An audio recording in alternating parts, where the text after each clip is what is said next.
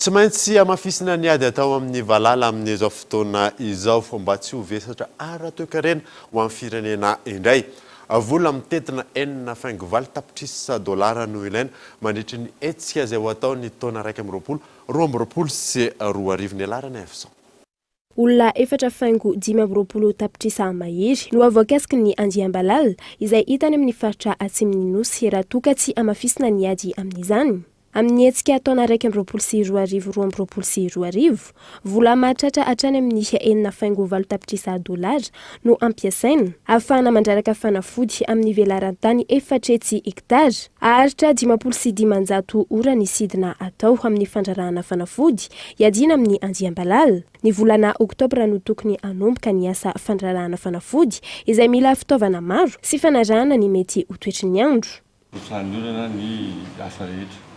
Satria miaraka fanina ny pisahany atody sy ny fafahany mandeha.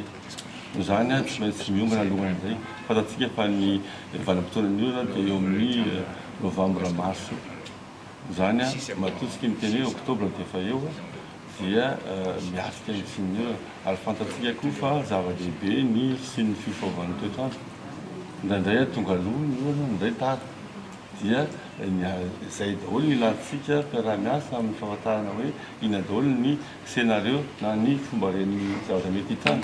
Fa zao tany général no teny hoe misy apahany tsy vita tamin'ny taona. Iny zany zao dia efa mihotriky ireny. Izay no mahatonga antsika hoe vitatsika ilay izy fa tsika koa dia isaorana mpiara-miasa amin'ny FAO izay miaraka amintsika. Manome tohana ara-teknika ny ministera amin'ny fanatanterahana ny tetikasa ny FAO.